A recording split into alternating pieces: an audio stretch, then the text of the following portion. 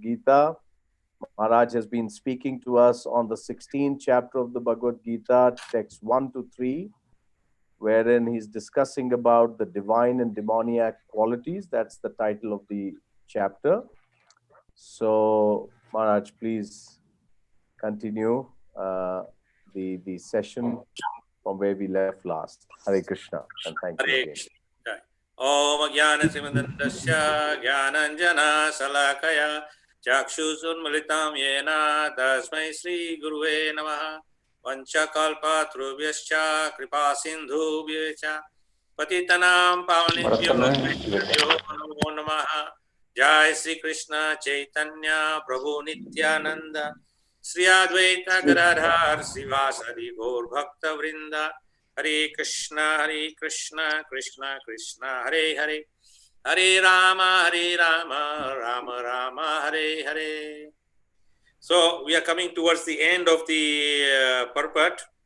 So last time when we concluded, it was on Satyam, speaking the truth. Now the next one is very interesting. It's called Akrodha, means to check anger. Even if there is provocation, one should be tolerant.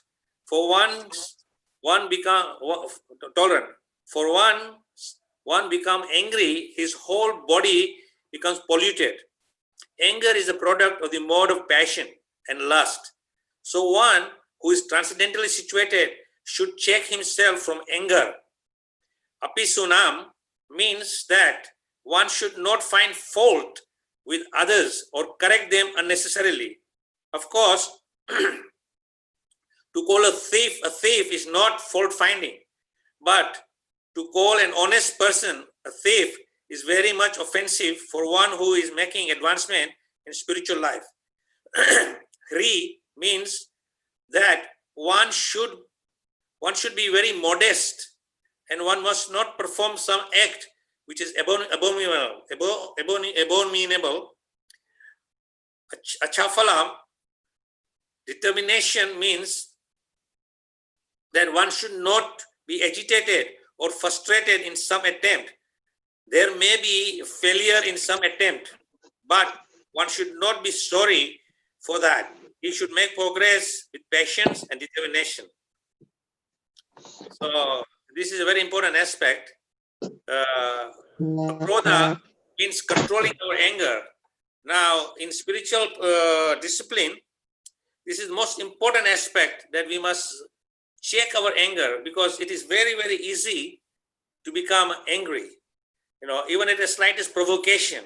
And we see this in our whole lives, that we become very much angered, even by some small provocation. And as Srila Prabhupada is saying here, that if your anger is not checked, then your whole body is polluted. When the whole body becomes polluted, then it is very difficult to make spiritual advancement, because you are blinded to the truth. The truth can only be seen, or the reality can only be seen, when you are free from the anger. So in English there is saying that in the moment of madness of anger, you may do or act in such a way that later on you may regret that. But then regret doesn't change what you have already done. Suppose I say some harsh words to someone in my anger, then later on I say, oh, I shouldn't have done that. Then you go to that person and say, I'm sorry, I spoke very harshly. But you see, emotionally you've already scarred that person. Now, I kind of explain this situation, that if someone is physically hurt, that physical pain can be overcome by the aid of some medication. But when you are emotionally scarred, no amount of medication can you free you from that emotional scar.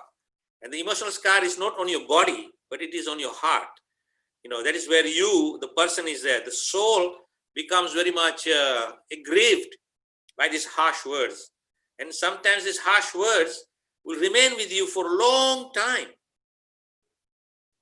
And when you carry this harshness in your heart, the hurt, it is very difficult to be free from that. And you will always become agitated in that situation. So therefore, as is mentioned here, akrodha means you must be very much control of your anger. Check your anger. Of course, it doesn't mean that we don't get angry, because sometimes some situations are such that anger is required. For example, on the battlefield of Kurukshetra, Arjuna was very, very peaceful, very, very sober. But Krishna had to agitate his mind to invoke that anger in his heart. What is the requirement for anger at that time? Because it is very much required for Kshatriya in order to fight in the battle. If he doesn't have anger, then he cannot fight and do justice to his position as a Kshatriya or upholder of Dharma. So in order to protect Dharma, he has to fight the adharma or those who are miscreants. So Krishna was invoking and agitating his mind to make him angry, so that he sees the duty which he is supposed to perform.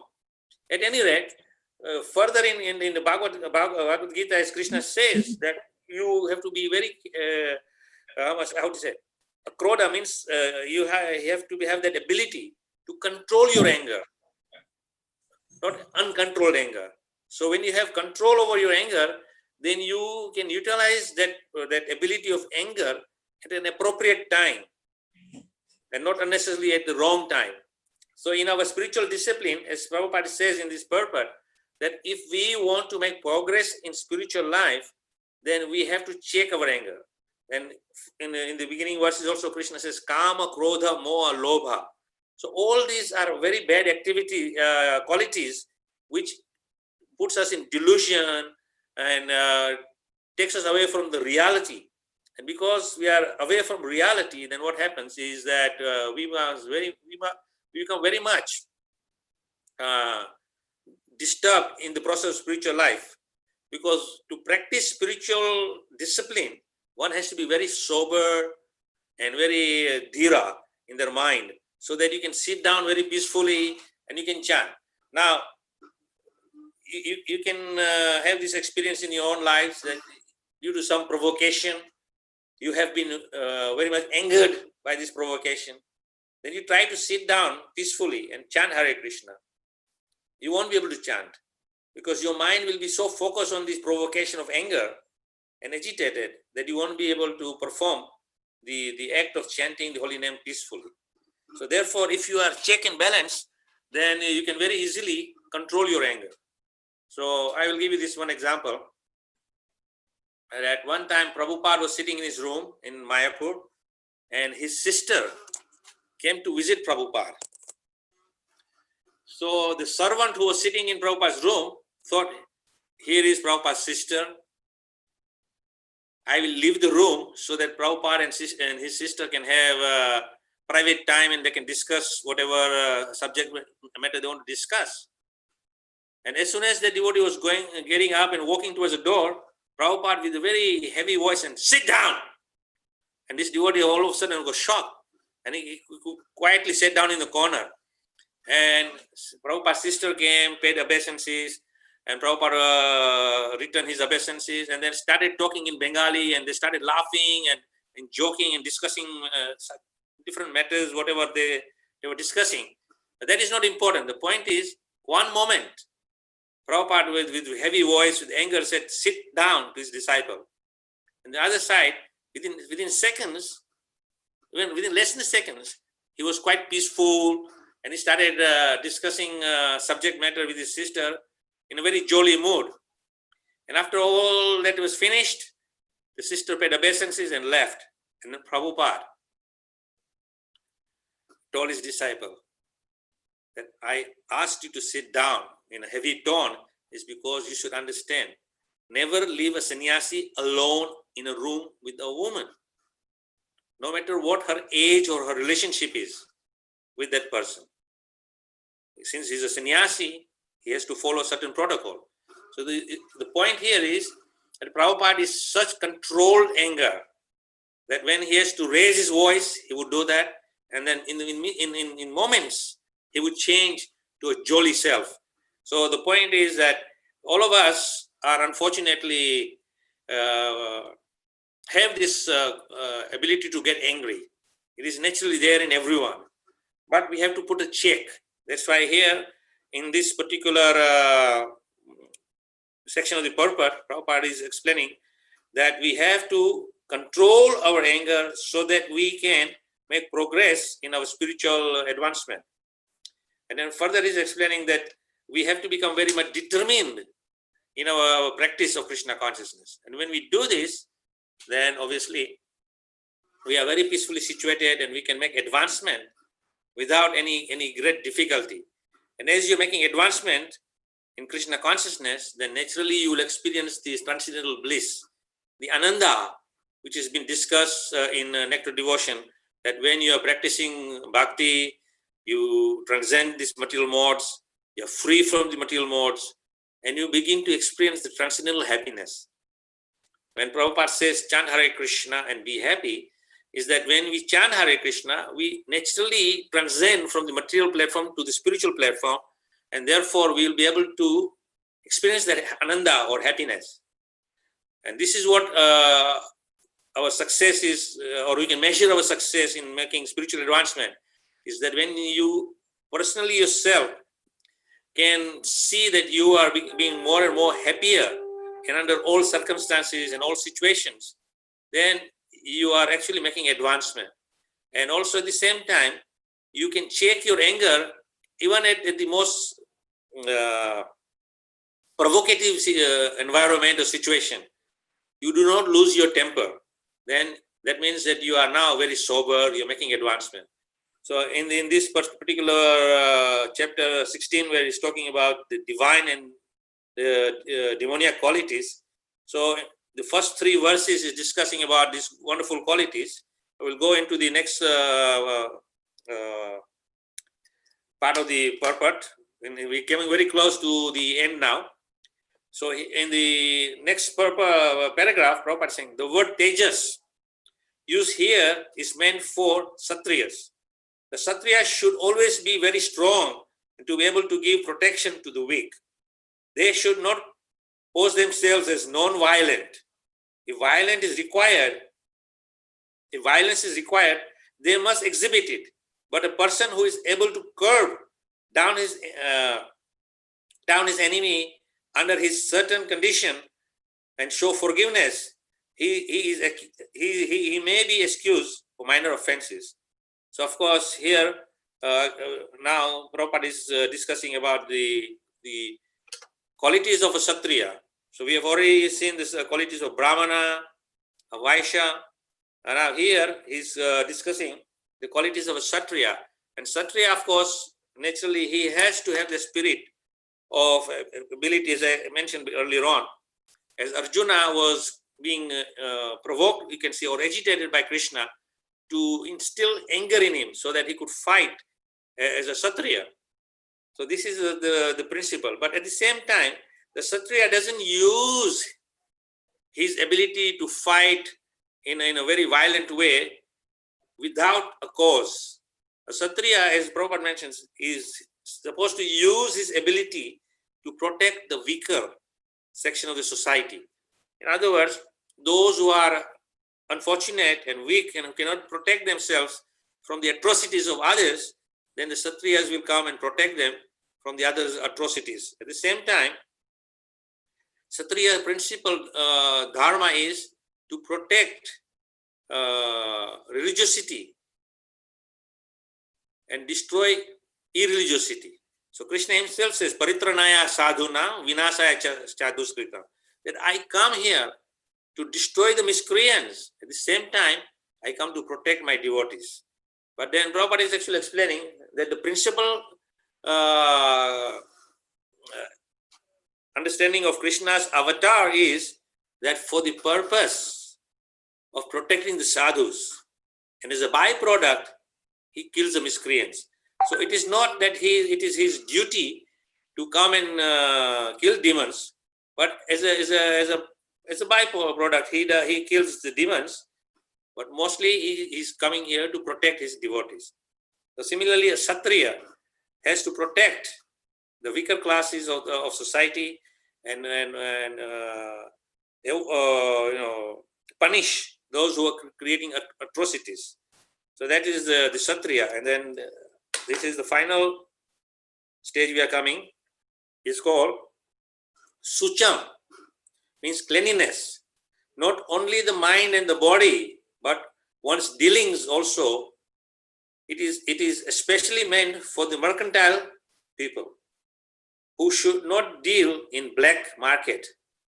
Naiti maineta, not expecting honor, applies to the Sudras or the worker class, which are considered, according to the Vedic injunction, to be the lowest of the four classes. They should not be puffed up with unnecessary prestige or honor and should remain in their own status. It is the duty of the Sudras to offer respect to the higher class for the upkeep of the social order.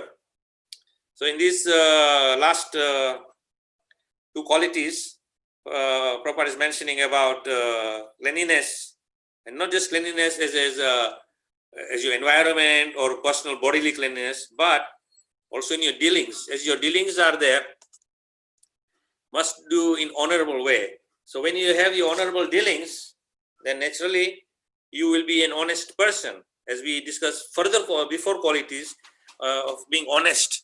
So, or satyam, being truthful. So in this regard, I will give one example I'll share with you of Srila Prabhupada. So Srila Prabhupada's father, Gaur Mohan De, he was a mercantile businessman. He was dealing in clothing. So he had a very nice shop, and he had all different kinds of clothing material in his shop. And every morning at 10 o'clock, he would come from his home to his shop and open his shop. And at 1 o'clock, he would close his shop, go home, take his lunch, and take an hour's nap. And after that, he would do some reading of Bhagavatam. At 4 o'clock, he would come back to his shop and open his shop. And then up to 6 o'clock, his shop is open for business. And at 6 o'clock, he closes his shop and then goes home to his family. And then in the evening, he performs his Sandhya sadhana. So many times his other shopkeepers who are also in the same line, and I in India, if you have been, you know that there are similar shops all in one area. If there are jewelers, they're all jewelers. If there are grocers, they're all grocers. In this place, they're all mercantiles who are selling clothing. So there are many shops selling clothing. So sometimes these other shopkeepers would tell Gaur Mohan De that, Gaur Mohan Babu, why don't you open your shop early? Because we are sitting here and every day we see many customers come to your shop and they see that the shutter is down and they go away. But if you had opened your shop, then you would have some customers. So of course, Gaur Mohan De would say, if my shop is closed, your shop is open, why did they not buy the cloth from you? Because you are also selling the same cloth as I am selling. The reason Prabhupada gave was that his father was a very honest businessman. So even if the shutter is down, people would come later on when the shop is open. And Gaur Mohan De would very clearly tell his customers that, look, I have purchased this material at this much cost of a meter. I am charging you this much. And this is my profit. So the customers feel very safe and secure that this person is an honest businessman. Of course, nobody is going to do a business of running a loss. So everyone has to make some profit. But here he is very honestly telling his customers that this is my profit margin. If you like, you can buy from me, or you can go to someone else and you can make bargaining from someone else. And maybe you can get it at a cheaper rate. It's up to you. But this is my rate. And people would come when the shop is open to purchase these things from him because he's an honest businessman. So where here, as Prabhupada mentioned this purpose, Sucham means not just cleanliness, but also cleanliness in your dealings and pure dealings. So when you do this, then obviously you will also earn your livelihood very nicely. As Gaur Mohan De was earning his livelihood, and Prabhupada in the lifetime in preparation, you will read about Srila Prabhupada's childhood, Prabhupada says, in my childhood, we never had need for anything. Everything was provided by my father. So obviously, Gaur Mohan De was earning sufficient to provide for the needs and requirements for his family, and they were all satisfied. So if you do an honest business, then you will definitely get your dues. Just like in the Ishopanishad, it says, Ishyavasa idam sarvam, that every individual's quota is set aside, and you will definitely get your quota without fail, whatever is destined to you. But as Krishna says in the Bhagavad Gita, karmani eva adhikarastu ma phaleshu kadach. Don't worry about the result, just do your duty, and the result I will give you according to what your dues are. So a devotee simply has faith in Krishna's words, and he follows these words, and thereby he is very happily situated. He is not disturbed at all under any circumstances, because he knows whatever his dues are there, it will come. He simply has to perform his duty, and Krishna will take care of the rest. And when you are satisfied with whatever Krishna gives you, then that is called self-contentment. If you're content with what Krishna gives you, then you are happy. And when you are happily situated, then there is no lust or greed. Because there is no lust or greed, then there is definitely there is no anger. So kama, krodha, moha, lobha, all these things are in check. And when these bad qualities are in check, then all the good qualities will manifest.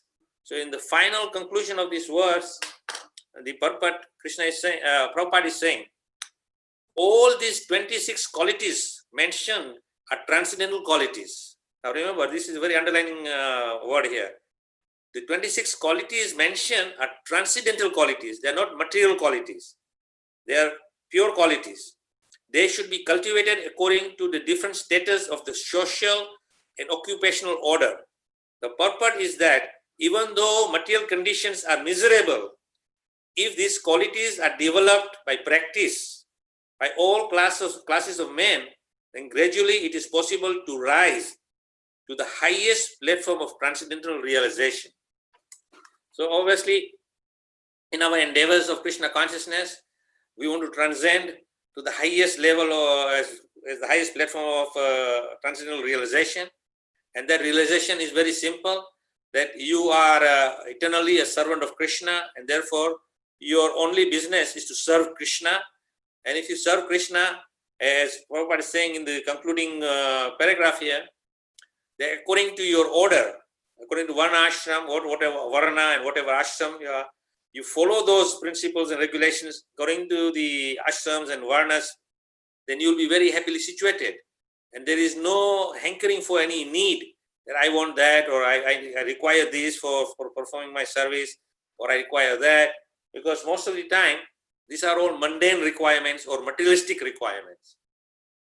In reality, whatever you require for spiritual practice, if you follow the order of the Supreme Lord, as described here by the 4 varnas and 4 ashrams, and do your duty as per the rules, regulations of your ashram, then Krishna will give the result according to your dues, and you will be happily situated and perform your service without any difficulty. The difficulties come when we are not following these principles of Dharma. As Prabhupada is saying in this final verse and concluding of these 26 qualities, is that these are all transcendental qualities. Now, it is mentioned in the Nectar Devotion also, the 26 qualities of a pure devotee. So sometimes we may say, yes, these are wonderful 26 qualities. These qualities are for pure devotees only. We are not still pure devotees. But actually, all these 26 qualities are there in every individual person. Because as the pure soul, you possess all these 26 qualities. Only thing is that because of the association with material energy from the beginning, we are covered by illusion, we are covered by materialistic desires and materialistic qualities, and therefore the real good, wonderful qualities are suppressed. But as we practice the principles of bhakti, as prescribed in the Bhagavad Gita by Sri Krishna, or by great saintly persons like Rupa Swami in Nectar of Devotion, and of course by Srila Prabhupada in Wonderful Purports of Bhagavad Gita or Srimad Bhagavatam, then gradually when we are adhering to the principle of devotion, slowly, one by one, all the layers of contamination will be peeled off. And as this contamination is being peeled off, then kama, krodha, moha, loha will be in check. And as this covering is removed, then naturally the wonderful qualities which are already suppressed will manifest. And when they manifest, then you may not really see these qualities being manifest in you. But someone who has known you for years would make a comment after seeing you for after a few years. Say, Prabhu, I see a great change in you. You were not like this when when I last saw you 5 years ago or 10 years ago. There's a remarkable change in you. You seem so happy. You have so much wonderful outlook to the world. And these wonderful qualities I see in you. So others can see these good qualities in you. So I think that it is the process actually works. We cannot actually see these qualities in ourselves, but others can see these qualities in you. So I give this example that if you take a light bulb, which is connected to the power source and is burning very bright, and you cover it with a dark black cloth, then what will happen is that the light is still there, but it is covered by the dark cloth, and therefore you cannot see the light. In other words, the good qualities are there, but they are covered. But as you start poking holes in the cloth, then the rays slowly come out. And there are more and more holes in the cloth and less covering, the more and more light will come out, to the point where there is no more covering left in just the light itself, and the full effulgence is in full glory.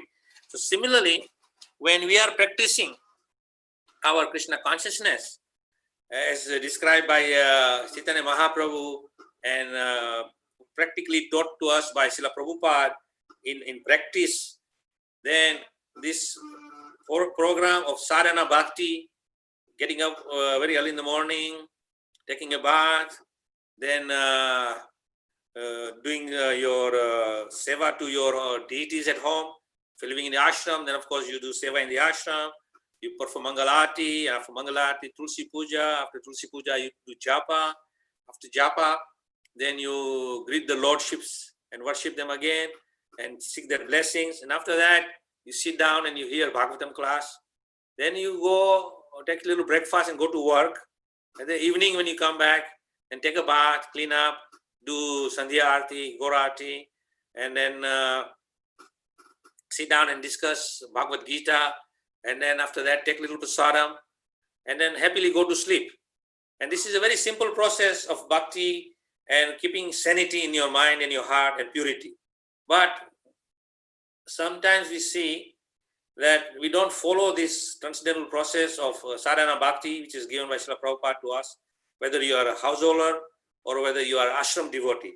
Same application is there. Only difference is that in between the morning program and the evening program, if you're a householder, you may have to go to work in your respective occupations. If you're ashram devotees, then you have to do some service which is allocated to you within the ashram. But still, either way, whether you're doing ashram service or you're doing service for your personal occupation, that is not important. What is important is the morning sadhana and evening sadhana. And when this morning and evening sadhana is there, then you will be completely protected from the illusionary energy of Maya. And because you are fully engaged in the morning and the evening, and in between you are doing work, so obviously when you're working hard in your occupational duties, you do get tired. So when you come home after evening sadhana, after reading Bhagavad Gita and then taking a little prasadam, you sit down for a little relaxation, listen to a little kirtan, and then go to sleep. And when you go to sleep, your mind will be so fresh in your sleep because your mind is still fully absorbed in Krishna by hearing some transcendental kirtan or some transcendental words of Krishna from the Bhagavad Gita. Then you'll be taking good rest. Otherwise, what happens, you hang around, and then you watch a little television, maybe you watch some news or some documentary, or sometimes even watch some materialistic movie or something. And when you go to sleep, what happens in your mind? All these things are buzzing, and you won't be able to have a good night's rest. And then morning is very difficult to get up. And then, of course, because you are letting materialistic thoughts into your mind, then the materialistic influence of the three modes of material nature, especially Tamaguna, Rajaguna, and Sattva-guna, will have a lot of impact on you.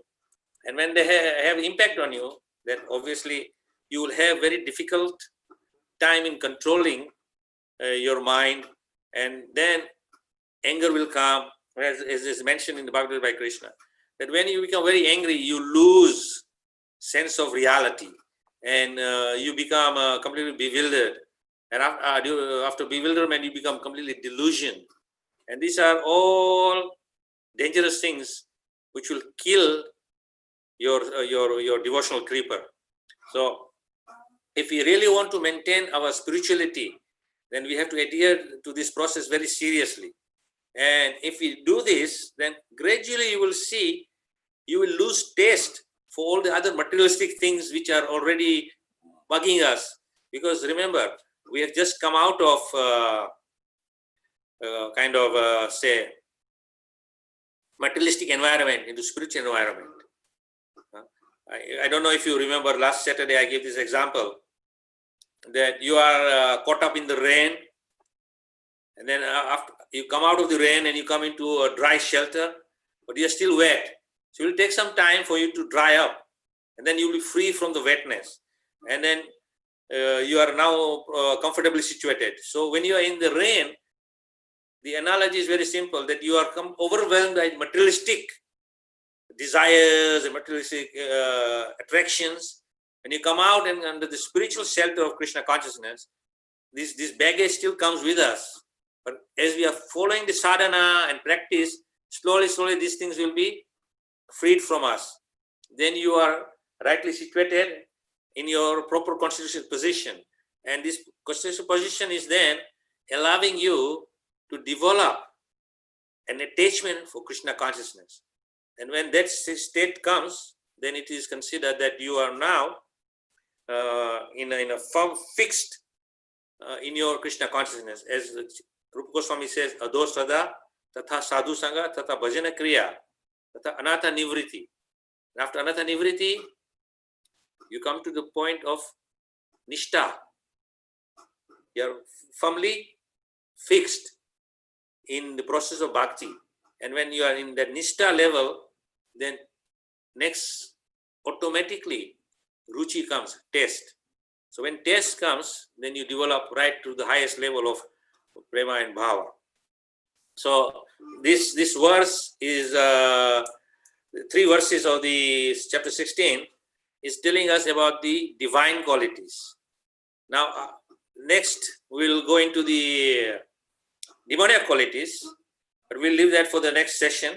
But for now, this is our situation.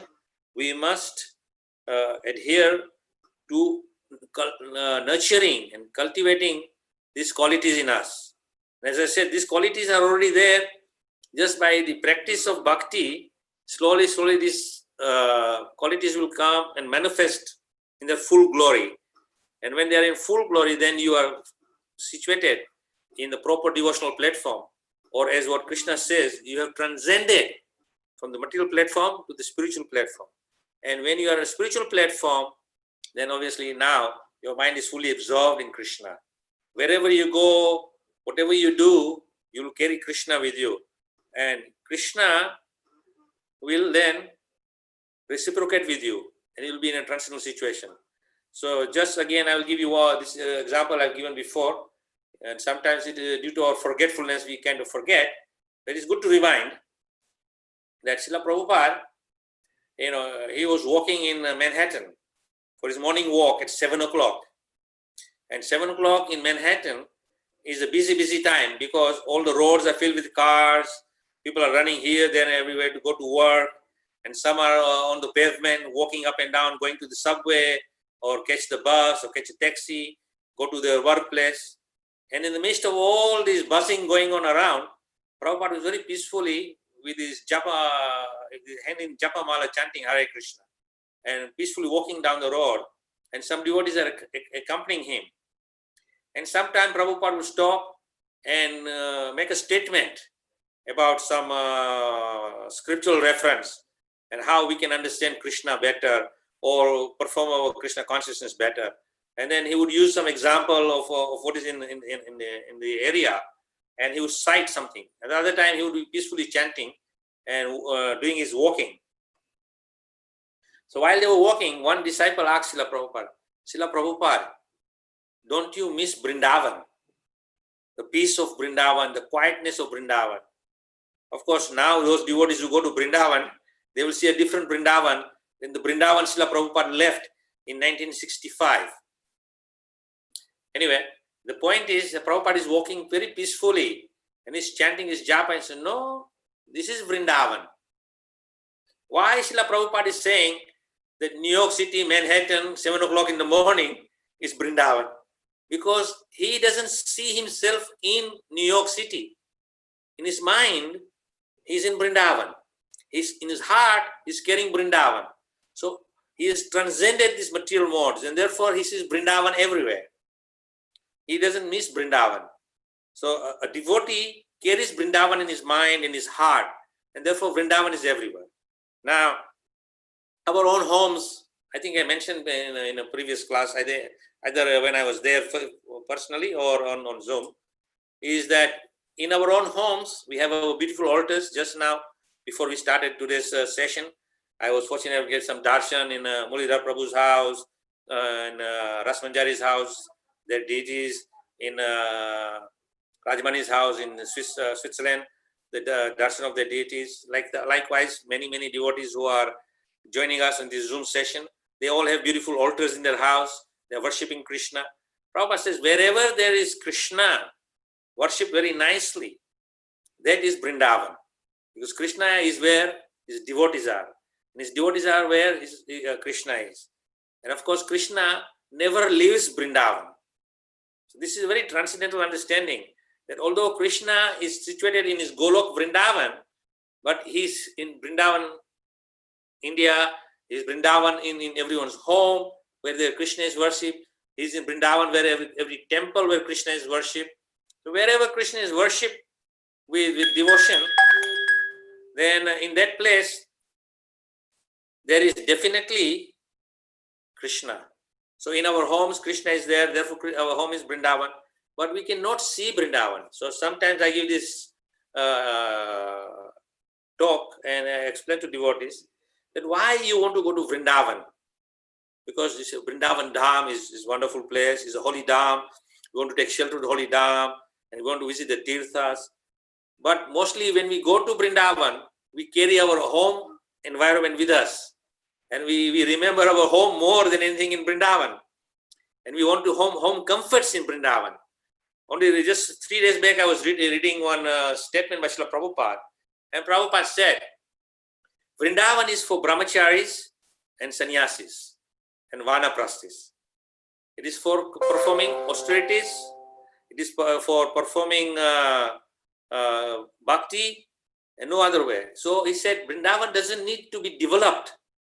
He said, Krishna's Vrindavan is a village. But as I said, now when we go to India and Vrindavan, we see it is so much developed with apartments and housing, and there's congestion everywhere. There is no peace in Vrindavan. In fact, there is no more one left because there's no forest. And originally it was Vrindavan, means it was forest of Vrinda. The Tulsi were just profusely growing everywhere. It was Vrindavan's groves of Vrindavan there. But now it's a concrete jungle. So there's no Vrindavan there. And we look for homely comforts.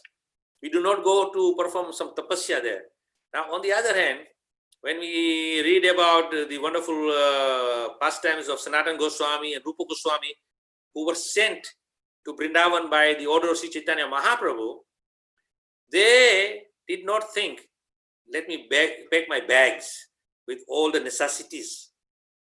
In fact, Sanatana Goswami and Rupa Goswami renounced everything Even their clothings, and what clothing they were wearing was this loin cloth and a cloth, white piece of cloth, which was usually covered on a dead body when they are taking to cremation. And when the body is being cremated, they discard that white cloth on the side of the cremation, and nobody touches that cloth because it is considered contaminated. But Rupa Goswami and Sanatana Goswami, they did not consider this contamination. They just took the piece of cloth to cover the lower half of the body for decency. And they went to Vrindavan without anything. They did not prepare that I'll take a suitcase full of X, Y's, and Z's.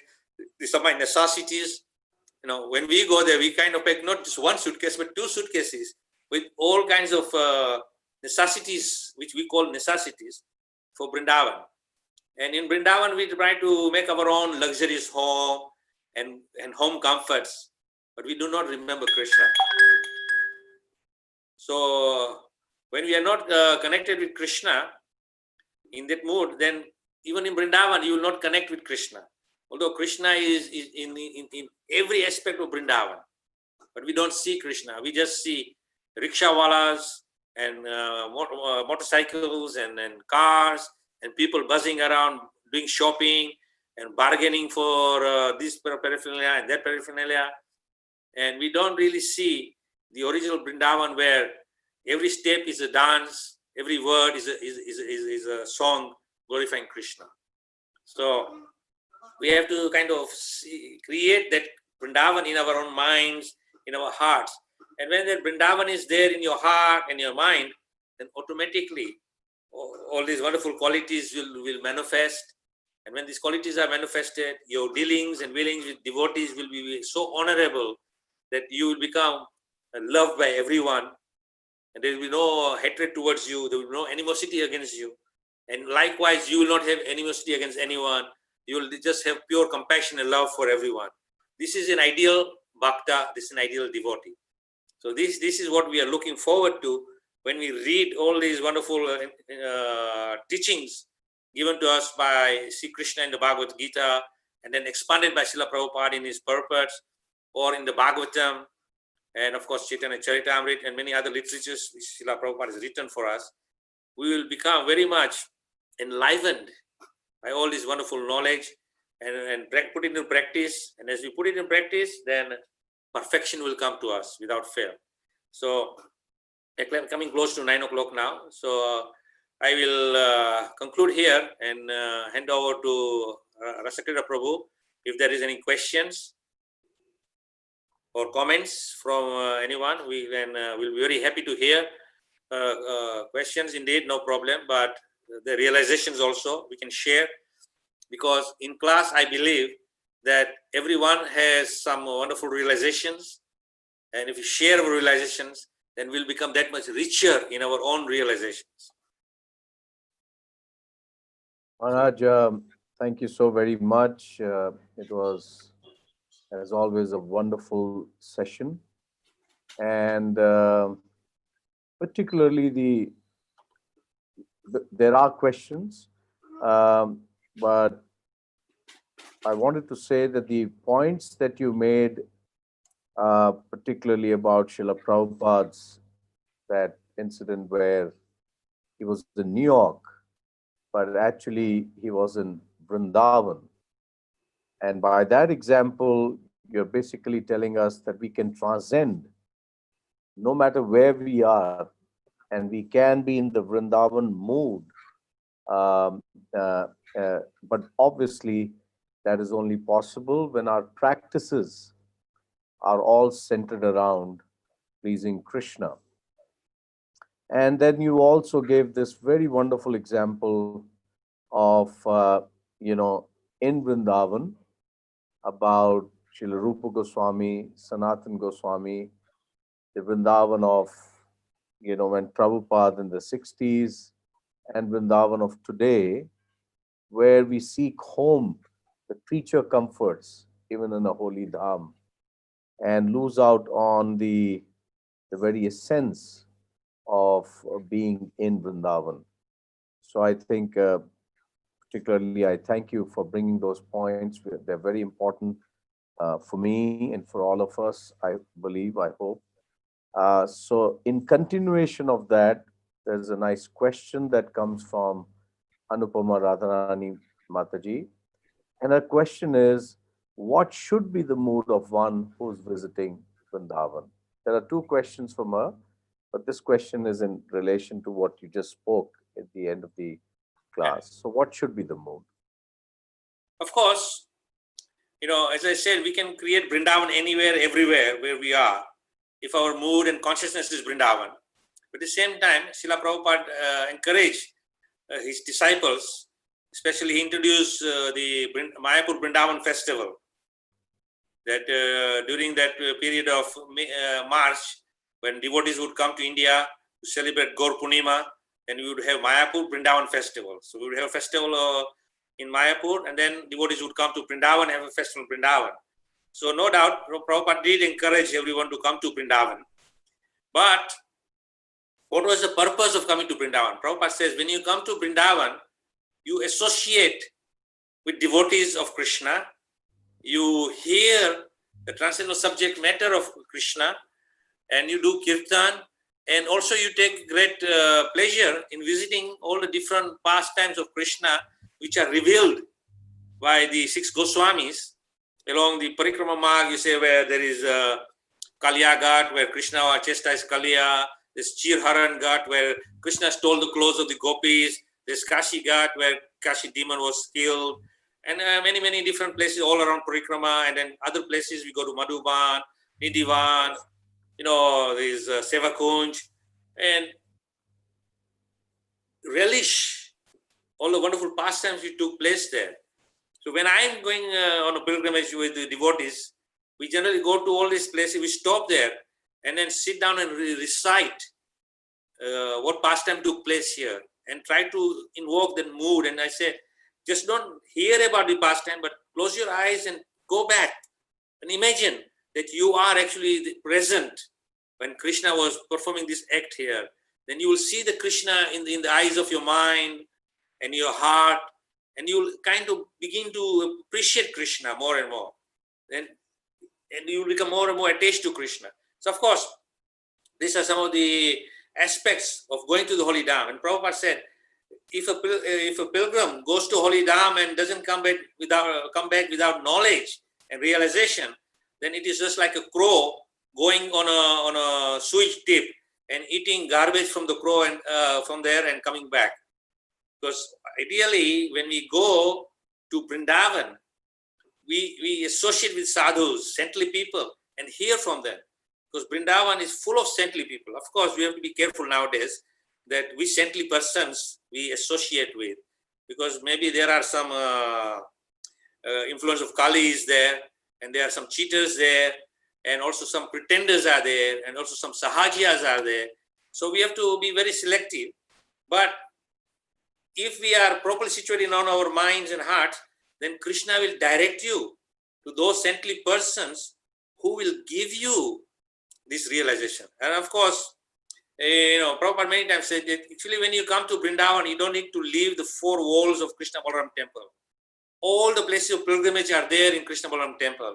The beautiful altar of Krishna Balaram, Radha Samsundar, Sri Gonitai, and constantly there are many, many devotees who are coming there, performing kirtan, and there are many, ideally we should have set up, especially in festival times, many, many seminars going on. As we see now in Mayapur during Gaur Purnima time, many, many seminars are set up where devotees get opportunity to go to different seminars and hear about different seminars and kirtan, mela, and so many things are going on to ignite the fire of devotion and attraction towards Krishna consciousness. So I would say the mood should be to go to Holy Dham to gain some transcendental spiritual understanding of hearing and chanting and realization and associating with devotees. Especially association is the most important concept because, as he said, sadhu sangha, sarva siddhi hoy, that as you associate more and more with sadhus, devotees, the qualities of those devotees will rub onto you, the enthusiasm of those devotees will rub onto you, and you will become a much richer person in devotional life. And of course, obviously, when you hear a lot about different devotees' transcendental realizations, then you also become that much richer in your understanding of Krishna consciousness, and also, as I said, experience that other people's experience will rub onto you, and you'll also become deeper in your experiences. That's the mood to go to Vrindavan. Thank you so very much, Maharaj. Anupama Radharani Mataji had another question, so I will ask her to ask you directly. Okay.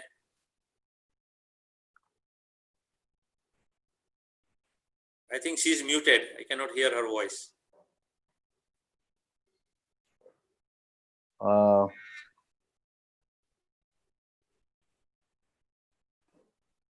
Can you unmute yourself?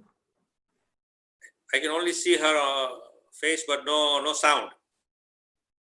Oh, okay. Let's see what's happening here now. Okay, now please. Yeah, now you speak up. Hare Krishna Maharaj, please accept Hare my Krishna. respectful All I was obeisance. hearing you, I'm not good at lip reading, you know.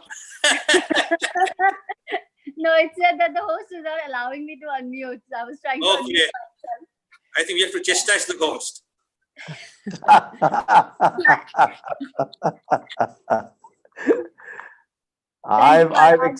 I've accepted your chastisement as your love and affection, and I won't make this mistake again.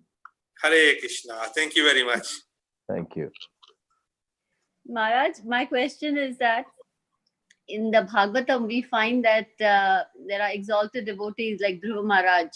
When his brother is killed, he becomes very angry with the yakshas. And similarly, Janmejaya, he becomes angry and he performs the yagya, because his father is bitten by Takshak. So these devotees, these exalted devotees, became angry circumstantially. So is there a difference between neophytes becoming angry and these exalted devotees becoming angry? Should we, or is it okay to become angry circumstantially? You see, even like say Dhruva got angry, and you are saying Janmajaya also, you are giving example of two great exalted personalities, but their anger was not justified. So I would say my personal understanding from Prabhupada's teachings is that anger is never justified under any circumstances unless and until it is done for the protection of dharma. Then it is okay. Or as Prabhupada says here in this verse, where he's saying that in order to protect the weaker class of people from atrocities of others, then that is also called upholding dharma, because protecting the weaker from the atrocities of violent people is also dharma. So in case of dharma, anger is permissible, but not otherwise. So I would say even like Janmajaya, when he was angered because Parikshit Maharaj, his father was killed by the Takshak snake or snake bird. So he did a yagya and wanted to kill all the snakes. But that was wrong of him, because that was not actually in the cause of dharma. His father, if you look at the way he was taking this spirit, that when he was cursed, he took it in a positive spirit. He didn't become angry. But he took it in a very humble spirit. Okay, I did wrong in my anger. And he put the snake as a garland around the Rishi's neck while he was meditating. And the son got a little upset and said, why you did this? I'll curse you. Anyway, the point is that Parikshit Maharaj did not react in anger. But at that point, at the moment of kind of say in the madness of anger, he did an act which was not correct. Now we can take it from hindsight that this was Krishna's arrangement for Parikshit Maharaj to act like that, so that he would be cursed, and later on he would be the medium via which Sukadeva Goswami will speak Bhagavatam. And the world will then get to hear the Bhagavatam from the lips of Sukadeva Goswami. But Janmajaya was wrong. Dhruva also was wrong to act like that. So there is no, circumstances under which you can get angry. Anger should be checked. As Prabhupada says, akrodha means you must check your anger. But when there is a dharma, irreligiosity, then you have to use that quality of anger to correct the adharma to dharma or protect the innocence. So there is, I would not say that there is any circumstance under which we should get angry, because anger is what is going to, as Prabhupada mentions in the purport here, anger and lust go together. So the more angry you get, the lust also becomes stronger. And as the lust becomes stronger, then obviously you will become attracted to the materialistic things out of lust, and you lose your path.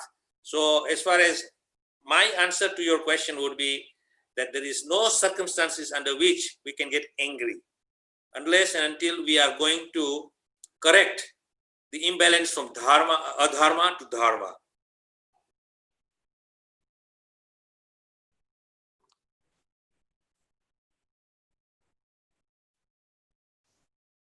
Hare Krishna. I can only hear the lips no, moving. Hare Krishna Maharaj. Hare Krishna. So, thank you. And we've got one more question from Murlidhar Prabhu from Kanaya Desh. Before that, there are Krishna Vernis. Your disciples, they've written Hare Krishna Gurudev. Please accept our most humble obeisances unto your lotus feet.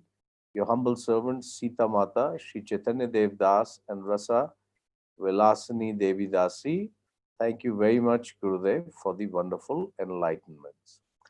Then comes the question by Murlidhar Prabhu. Hare Krishna, my humble obeisances to you, Maharaj. Bhakti Rasamrita Sindhu mentions that devotees must reside in Vrindavan, Mathura, Dwarka. How is it possible for all devotees nowadays? Thank you, Maharaj. So that's the question. Okay. So, as I mentioned earlier on, Srila Prabhupada said that residing in the holy dham is for brahmacharis, for performing austerities, and under the guidance of the spiritual master, learning the art of devotion, and also learning the philosophical conclusions under the guru's training, and vanaprasthas who have now basically finished with their material obligations and duties, so they can very peacefully live in Vrindavan and do sadhana bhakti and meditate on the Supreme Lord and just practice chanting the holy name and hear more and more about Krishna and minimize their material needs. And of course, sannyasis who are in the holy dham where a lot of pilgrims come. So then they are there to give higher knowledge and educate the pilgrims. And pilgrims don't come to stay there. They just come as pilgrims, means visitors. So they may come for a week, maybe come for a day. Whatever their stay in the holy dham is, they seek out these shelters of renunciates and hear from the renunciates. Now, that is one practical thing which is my understanding what Rupa Goswami is saying in terms of Prabhupada's explanation, is that this is what Vrindavan is meant for. At the same time, when we are absorbed in our household duties, then it is no point going to Vrindavan and starting a business in Vrindavan to earn your livelihood. Vrindavan is not for livelihood. So, what we can do is, we have a beautiful altar in our house. You can have a Gaurnitai. And if you have a wonderful Gaurnitai, then your house is Siddham Mayapur, because the resident of Lord Chaitanya Mahaprabhu and Nityananda is Sridham Mayapur. You have Radha Krishna, then you have Vrindavan. You have Jagannath, Baladev, Subhadra, then you have Jagannath Puri. You have Sri Dwarkadish, then you worship Dwarkadish in your home. Then you have Dwarka in your home. So in this case, whichever your home can be created into Vrindavan, Mathura, Mayapur, Jagannath Puri, Dwarka, all these holy places in your own home. Because as I said earlier on, it's not the physical manifestation of these holy places. It is the consciousness. So even if you go to these holy places and your consciousness is not correct, you will not get the blessings of the Dham, or the Dham will not reveal itself to you. So, if your consciousness is correct, then automatically the transcendental Dham will manifest in your heart, in your mind, in your own home. And you'll get the same benefit as being in the holy Dham, because the holy Dham is where you have that consciousness. And Prabhupada says, if a devotee is Krishna conscious, then the holy Dham is in his heart and his mind. So then the Vrindavan is there. You can make your own home into Vrindavan. But at the same time, if you live wherever your residence is, in whichever country you're living in, and you buy a plot of land or an apartment in Mayapur or Vrindavan, and you move to Vrindavan, but your consciousness is not Vrindavan, but homely comforts, and you try to create your residence as comfortable as possible, then it defeats the purpose of the holy Dham. Holy Dham is meant for austerities and cultivation of Krishna consciousness. Now, why austerities is not that you do artificial austerities. You do what is natural to perform. For example, in Vrindavan, if you live in the summer, it's very hot. So naturally, because it's very hot, you are doing tapasya, living in that hot condition. And then in the winter time, it's very cold. So naturally, you are performing tapasya, living in the cold. But if you create an environment where you install an air conditioning unit in your home, in Vrindavan, and in the 45-degree temperature outside, you switch on your air conditioning unit, and you are very comfortable sitting in a very nice, cool environment, that is not Vrindavan. At the same time, in the winter, you kind of put heating system on, and you are kept nicely warmed, and you're not performing tapasya. Then what happens? You are again living in comfort. So basically, for my personal understanding is, going to the holy Dham as a pilgrimage, you may need some home comforts, which is okay.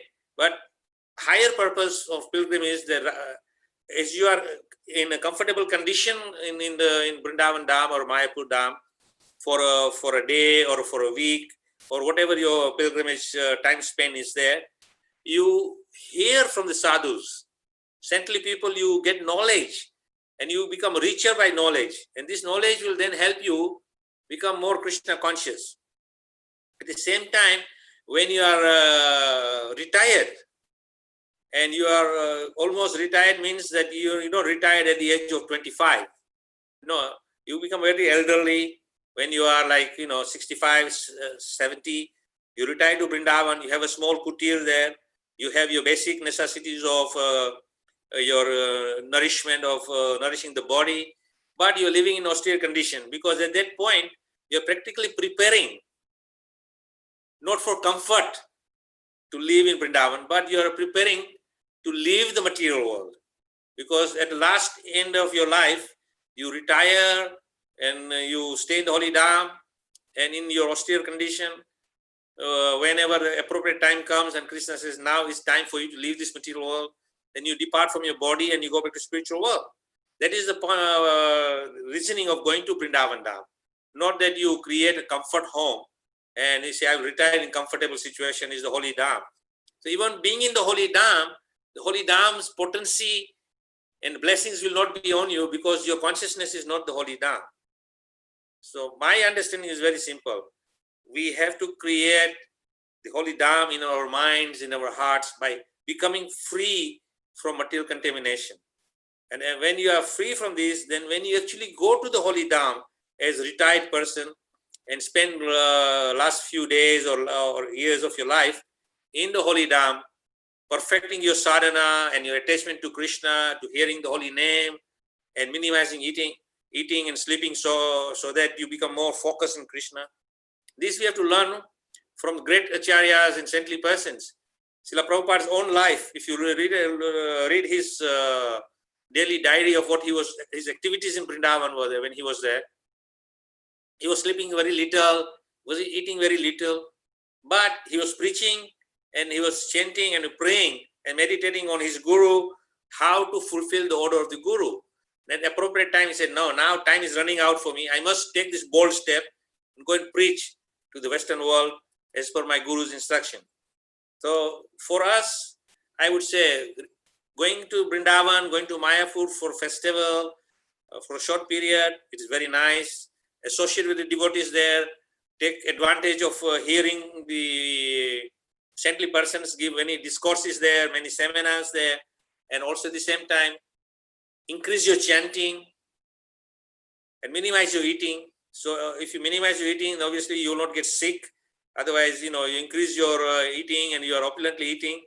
Of course, I am a guilty person, which Rasakrida Prabhu will know that I go to Mayapur and I say, let's go for pizza. So kind of, pizza is not for holy dham. But anyway, we are slowly becoming detached from that. And hopefully one day I will be fully detached from everything and I will be properly situated, follow my own instructions to go to holy dham and retire there simply for sadhana and leave this world. So my answer to that question is, create Mathura, Vrindavan, Dwarka, Mayapur in your own minds, in your own hearts, in your own homes. That is the spirit of the holy dham.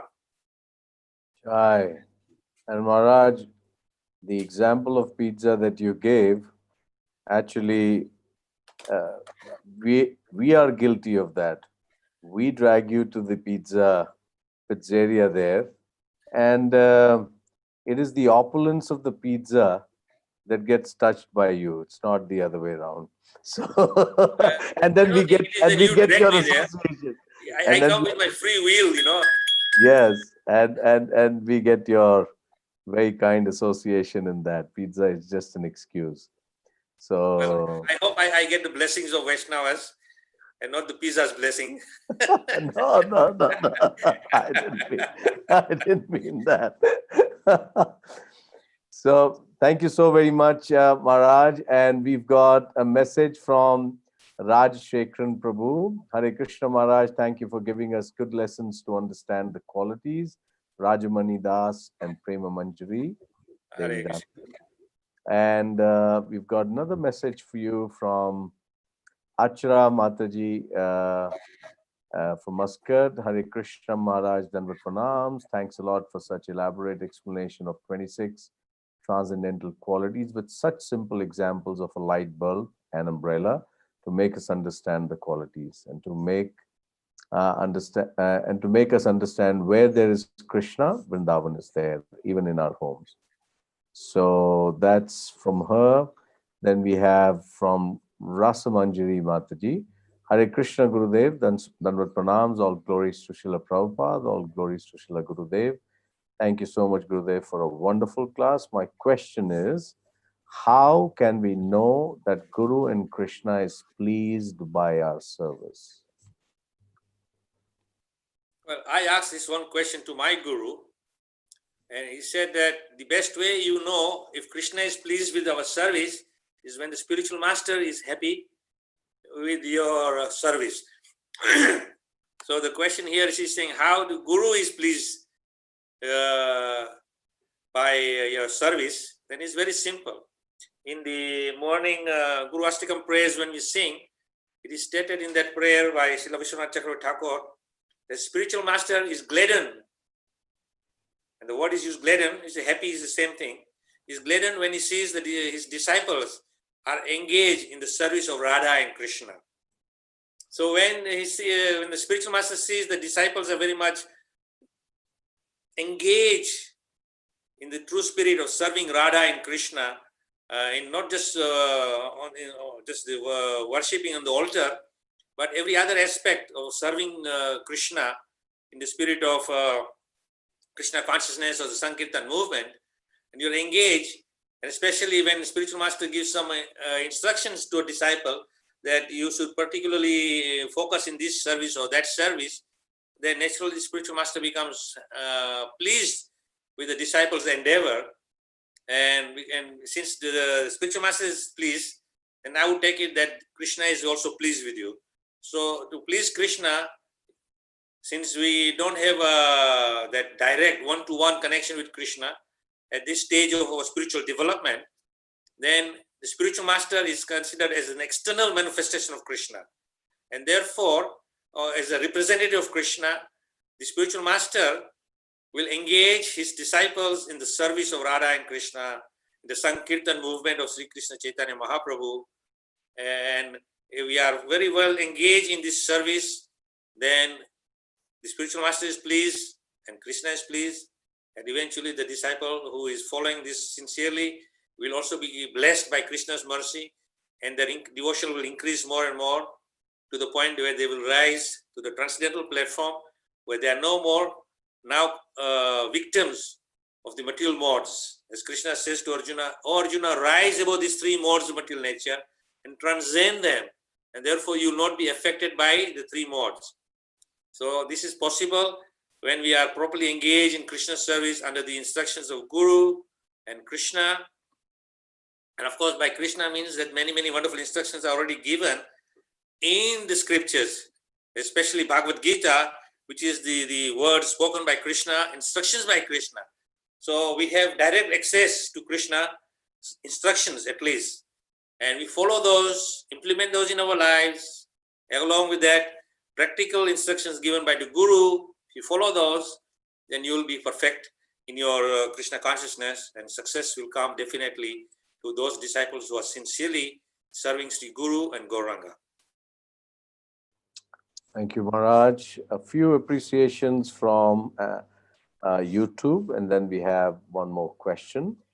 So, Pavan Rana Prabhu from Muscat writes, Hare Krishna Guru Maharaj, Dandavat Pranam, please accept my respectful obeisances unto your lotus feet and all glories to Srila Prabhupada. And he says, thank you for your wonderful and amazing class today. Learned today's class that one should control anger in case of provocation.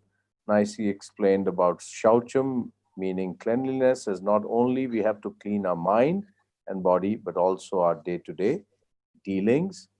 There are Hare Krishnas to you from Ashish Deode, Sumit Sharma, Hare Krishna Gurudev from Bahrain, Sakhi Kalavati Mataji sends her Hare Krishna, please accept my respectful obeisances, Maharaj. Then we have Hare Krishna Maharaj, please accept my humble obeisances unto your lotus feet and all glories to Srila Prabhupada by Vrindavan Sham Prabhu. And we have Purnima Vali with the Hare Krishnas, that's from the YouTube. Now on the Zoom, we have Rajeshwari Mataji sending you a message. Please accept my humble obeisances, Guru Maharaj. Hare Krishna, thank you very much for the wonderful class. Mohini Rupa, thank you very much, Maharaj, for giving such a wonderful class. Dandavat Pranam, Hare Krishna. And then we have a question from, and Purnima Vali, she writes, wonderful and nice class. We learned today we have to be in heart Krishna conscious, and one should control anger. We have a question from Swam Siddha Krishna Prabhu. You know him. You've been to his place in Muscat. And his question is, Maharaj, Hare Krishna Maharaj Ji, Dandavat Pranam, all glories to Srila Prabhupada. Kindly advise the important rules to be followed during solar eclipse tomorrow in terms of serving the Lord. Many thanks. All glories unto your holiness. Hare Krishna. So as far as my understanding is, from the scriptures and also from a very cultural point of view, that during the solar eclipse, the period of the eclipse itself, one should not perform any deity worship. The deities should put just before the eclipse this effect starts, you put the deities to rest until after the effect of eclipse is there. So depends on where you're located on the planet. There are different timings. For example, here in Bali, our time of eclipse begins at 10 o'clock in the morning, and it goes up to 1:59. It's almost 2 o'clock, you can say, just 1 minute less than 2 o'clock. So here we are going to observe, since because Sunday is also the disappearance day of Bhaktivinoda Thakur, so at any rate it's a half-day fast. So there is no eating or cooking any food prior to the period of eclipse. At least Bali is concerned. In your part of the world, it may be slightly different time scale according to time zone. So you got to figure out that. But point is, the main aspect is that during the period of eclipse, you do not do any deity worship, and 2 hours before and 2 hours after, you don't eat anything until the effect of the inauspicious effect of the eclipse is done and dusted with. Then you take a bath, put on fresh clothes, and cook fresh meal, and then offer it to Krishna. Since, like for example, here we won't be offering Raj Bhoga to the lordships, because the curtains will be closed and the deities will take rest from 10 o'clock in the morning till 2 o'clock. And then at 2 o'clock, devotees will take shower and make nice preparation for Raj Bhoga. And 3 o'clock, we'll offer to their Lordship Radha Raseshwar their meal. So, as far as I say, you have to work out according to your own time scale of your zone and when the effect of eclipse is there. Some places longer period, some places even a very short period, depending on the location of where you are on the world. So that's the spirit. And of course, during the time of eclipse, it is recommended that one should not sleep, but increase your reading and chanting. And these are the basic principles. As far as going out, I'm not so much concerned with that, because obviously there is practical understanding. One should not look directly at the sun to observe the eclipse. Of course, they say that is inauspicious, but there's more practical side to it, that the sun is so bright that if you look directly into the sun, the back of your retina will get damaged by the brightness of the sun, and therefore it will impact your sight. That is the reasoning. Not that it is inauspicious to see the eclipse, because many times you will see on YouTube the whole eclipse being shown live by the camera, and you can see it. But or sometimes you see it as a recording later on, because in your part of the world you cannot see it, and then you see it on the YouTube as a sometimes live feed or recorded feed. At any rate, the point is that period of eclipse is to take advantage to increase your reading and chanting. So all auspiciousness is created through chanting and reading of the transcendental scriptures.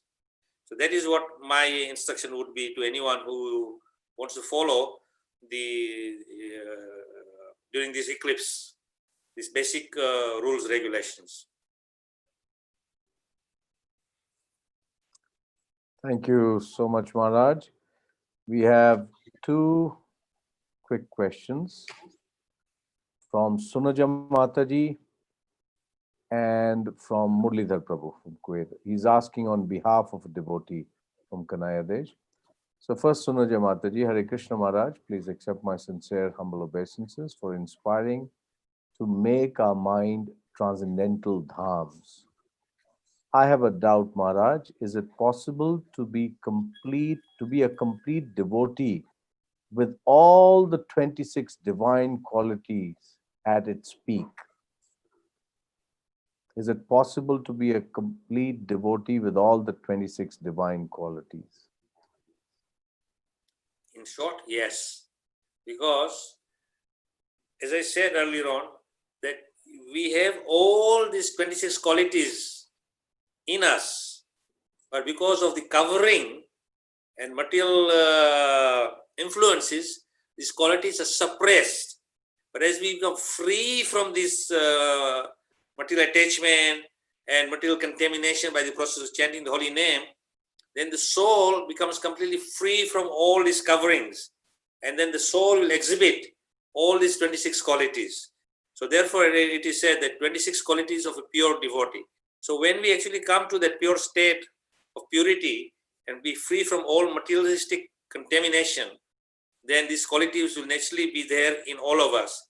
But while we are in the process of transcending from our contaminated state to the pure state, the glimpses of these qualities will be exhibited in us at a different level, sometimes 10%, sometimes 20%, sometimes 50%. So each quality will be there indeed. And that's why when you see the devotee who is practicing Krishna consciousness, you will see some very good, wonderful qualities in that person, maybe not to the 100%, but you will see that there are good qualities in that person. And therefore, devotees are very lovable and likable because of these wonderful good qualities which are being manifested from the heart, from the soul. So definitely, it is possible to get all the 26 qualities in a person without fail. And example is, of course, Srila Prabhupada himself. And then we have many wonderful other disciples of Srila Prabhupada who are wonderful gurus guiding their disciples in the spiritual path. They are also having wonderful 26 qualities in them. And this can be noted, especially when we are celebrating the Vyasa Puja of one of these spiritual gurus. On their Vyasa Puja, the disciples are showering them with all these wonderful glorification and the qualities they possess. So no doubt, if someone doesn't possess these qualities, then there's no point saying, oh, Guru Maharaj, you are the embodiment of humility. When there is no humility in that Guru, then it is kind of just empty words.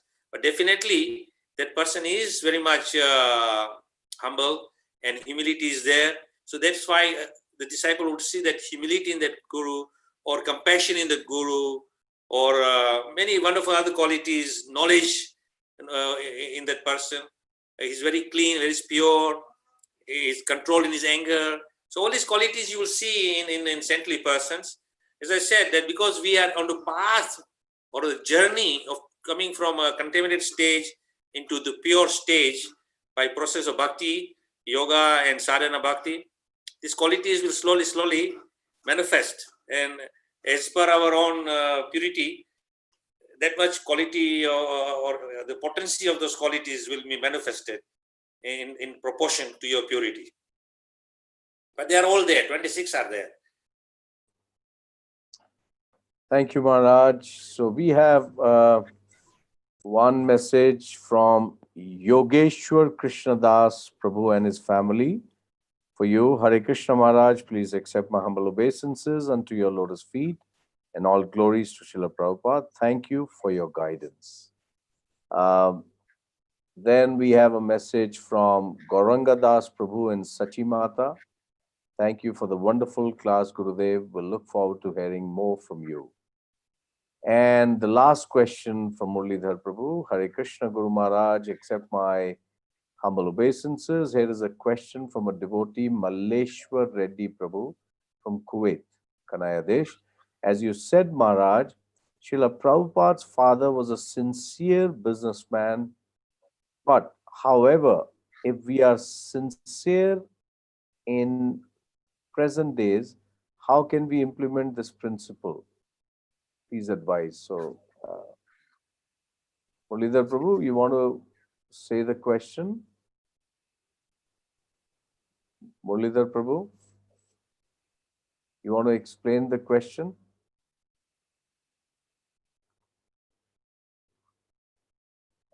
Where is he?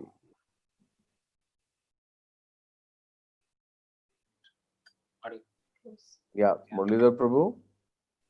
Hare Krishna Prabhuji, Dandot Pranam. Guru Yes. Dandot Yeah. Prabhuji, that he is a devotee from Kuwait, Malleshwar Reddy Prabhuji. He is asking that Guru Maharaj told that Srila Prabhupada's father, he did very sincerely the business, but in these present days, if one is implementing this sincerity in his business, so he cannot attract the customers. So how he can do the business sincerely in these present days? So some kind suggestions or advice. That's what he meant, Prabhuji. Hare Krishna. It's very simple.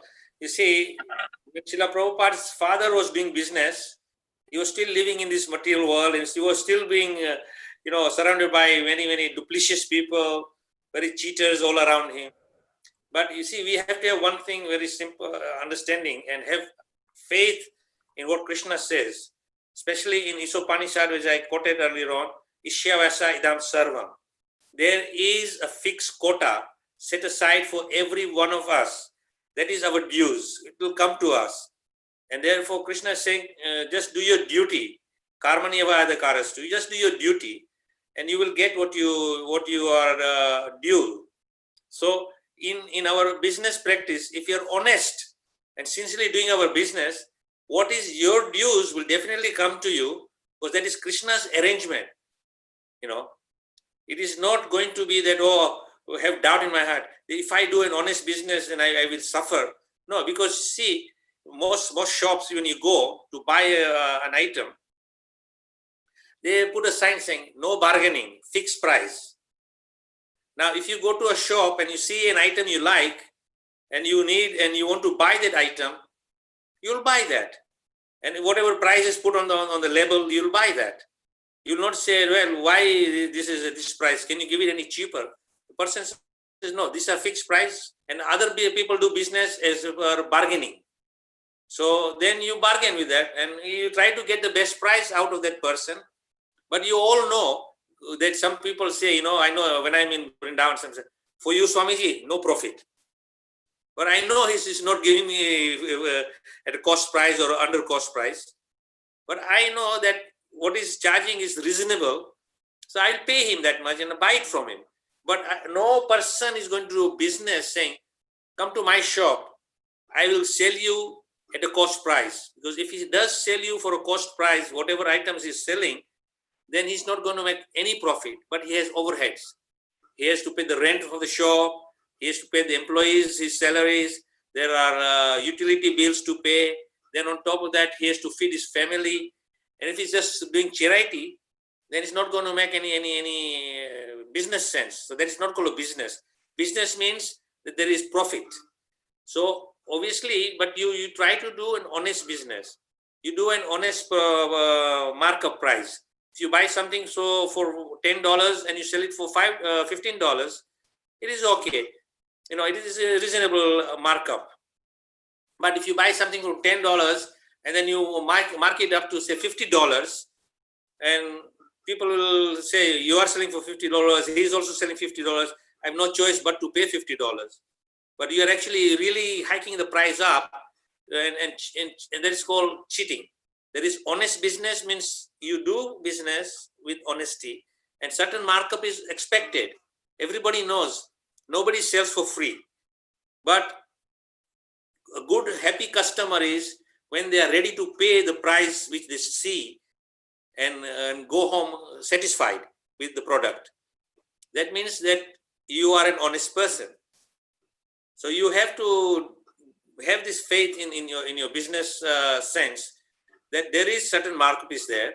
I remember years ago when my father had a business in England, and we had a special government booklet which tells you what is the maximum retail price. So you buy a product from cash and carry at a certain price, then you bring that product which is given to a wholesale price, then you put a retail price on that product. So you mark up what is the retail price, and you look at the book and say government is giving the maximum retail price at X amount. So the maximum retail price in England in those days was 30% markup. So all products, if they say that it is sold at maximum retail price, you know it is 30% markup. And you have no choice but to pay, because that's. But another businessman down the road saying, I will not charge 30%. I'll only charge 20%. Then people will say, he's charging 30% markup, he's charging 20%. Let me go to him because I'm getting 10% cheaper. So this person get more customers because he's honestly saying, yes, I will give you a little cheaper, but I'm still making profit. So you have to have business sense, and that's why I say that honesty is the best policy. If you are very deceptive, you may cheat someone, but whatever you gain from cheating, you won't be able to digest it. It is not your quota. So even though you feel, I got it, but it is not yours. So then you won't be able to enjoy it or spend that money which you have earned by crooked means. And we see many times people actually earn money by crooked means, and they are very, very rich people, but they don't spend that money because they have got by crooked means. So, but someone else down the road will inherit that money and then spend it. But the person who is crooked will not be able to spend that money. So, I say, as a devotee, have faith in what Krishna is saying. Krishna says, Karmani eva adhikarastu ma phaleshu kadasya. Don't worry about the result. Just do your sincere duty, do your business, do your activity. I am here to give you your dues.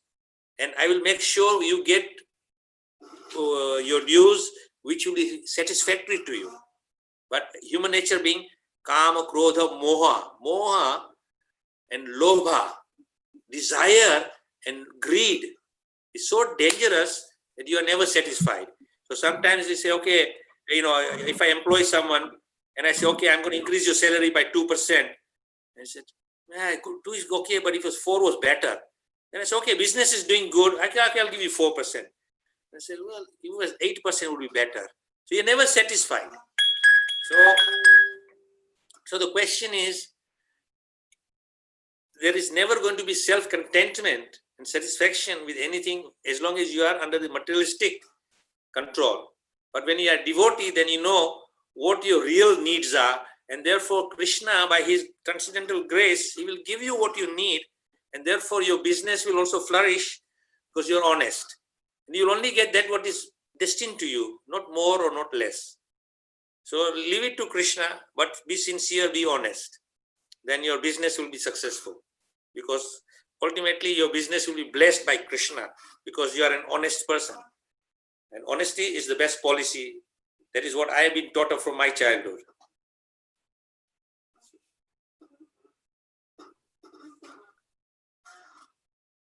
Okay.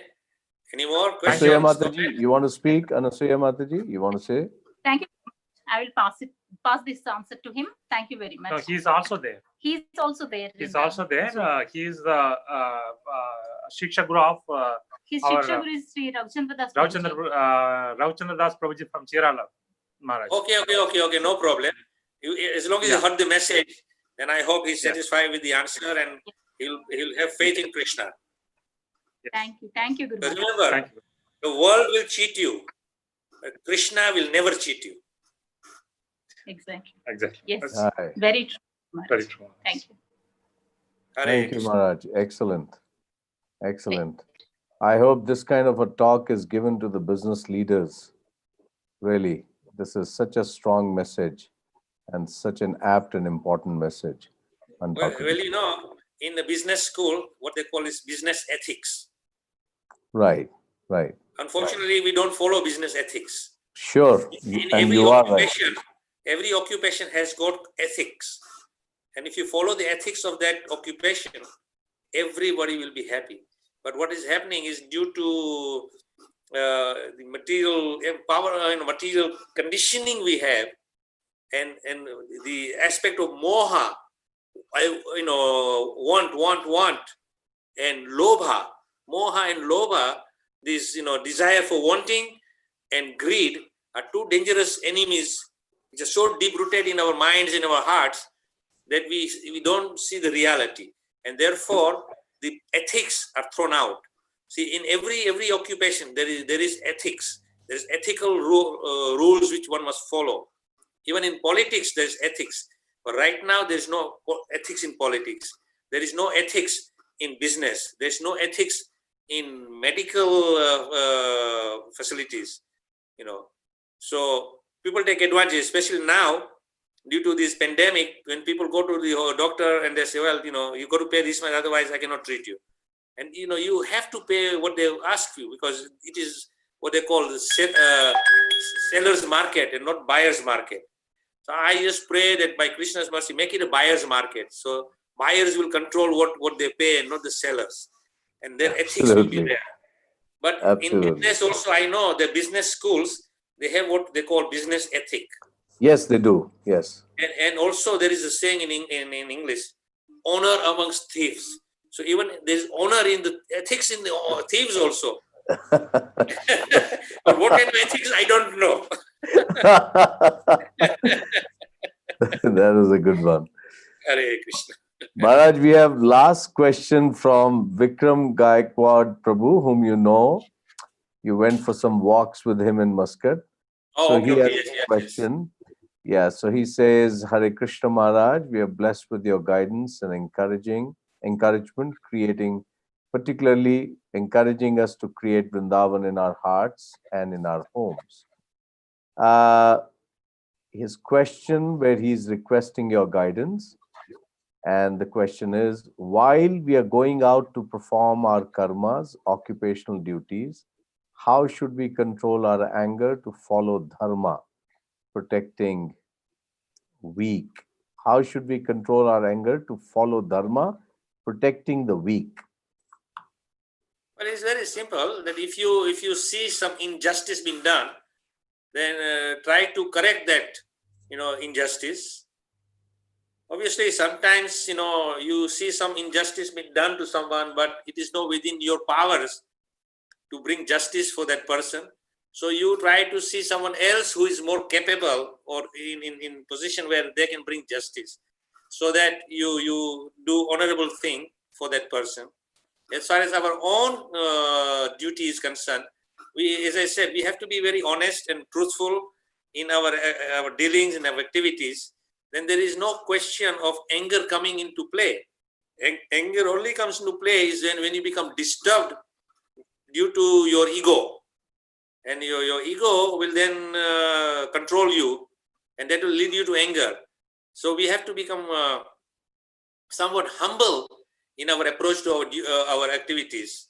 That doesn't mean that we become humble to such an extent that people trample over you. Then that is not a good way of being humble.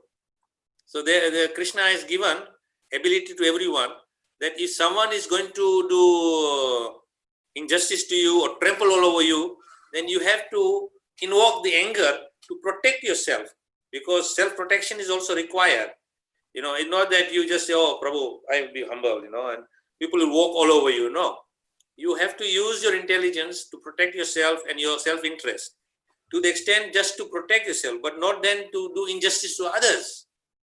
So it is a very fine line where we have to understand when anger is permissible to either protect the weaker class who are being some atrocities done, some injustice done to them. At the same time, if some injustice is towards your own self, then you have to try and see that you can correct your situation, that injustice is not done to you or atrocities are not also done upon you. So you have that freedom to protect yourself. In that case, you invoke the spirit of anger and protect yourself. So, they're saying self-preservation is required here. And for self-preservation, sometimes anger is required. But if you are properly situated in your life, then this situation will never arise where you will put yourself in danger. But as I said, that anger is permissible only when you have to have either protect others and protect dharma, or try to bring justice to the unjust or the injustice being done to someone. Thank you, Maharaj. That's my advice. So I hope it satisfies Vikram Prabhu. So thank you so much, Maharaj. We are at the end of the session, and Maharaj, we wish to thank you again with a grateful heart for giving us your kind association. We also pray that you stay safe and healthy in Bali, and we look forward to having your association again on next Saturday at the same time, 4 p.m. if it's convenient for you. No problem. It's connected. Thank you so much, Maharaj. We're very grateful. So before we end our session, can I request all the devotees on Zoom, on YouTube, please spare a thought for a prayer for the well-being of our Bhakti Charu Maharaj, who is in a critical condition in America now. Unfortunately, he is a victim of COVID-19 infection. Doctors are treating him there, but prayers go a long way. So all devotees who are in our Sangha today, I kindly request you that please spare a thought for Bhakti Charu Maharaj and pray that Krishna and Nrsingadev protect him and make him well, so that his association will be available for a longer period on this planet, and his wisdom and his guidance to many devotees will be still available to take advantage of his good association. So please kindly pray for his well-being. And on that thought, we will say our own thanks to everyone. And now for my also humble obeisances to all the devotees who are on this Sangha group, that I pray that you all remain safe and secure and healthy, so we can continue in our service to Srila Prabhupada and his mission. And until the next Saturday, Hare Krishna. Thank you, Maharaj. I was about to say that, which you so very aptly have asked us to pray for Bhakti Charu Maharaj, and we are doing. But in your presence, we would like to all chant 3 times Hare Krishna Mahamantra for His Holiness Bhakti Charu Maharaj. So if we can chant along with you. Hare Krishna, Hare Hare Krishna, Krishna, Krishna Krishna, Hare Hare, Hare Hare Rama, Hare Rama, Hare Rama, Rama Rama, Hare Hare. Hare Krishna, Hare Krishna, Krishna Krishna, Hare Hare, Hare Rama, Hare Rama, Rama Rama, Hare Hare. Hare Krishna, Krishna Krishna, Hare Hare, Hare Rama, Rama Rama, Hare Hare. Thank you so much, Maharaj. You have a good night's sleep, restful sleep. I hope we haven't delayed you a lot because it's 10 o'clock at your end. And but thank you again for a wonderful session. Problem. Hare Krishna. I am Hare honored Krishna. and thankful that I get this opportunity to speak to devotees. Hare Krishna. Hare Krishna. Vancha kalpaturu vyascha. Kripa sindhu vyascha. Nitanam pavanebhyo vaishnavyo namo namaha. Gaur Bhakta Vrinda ki jai. Jai Maharaj.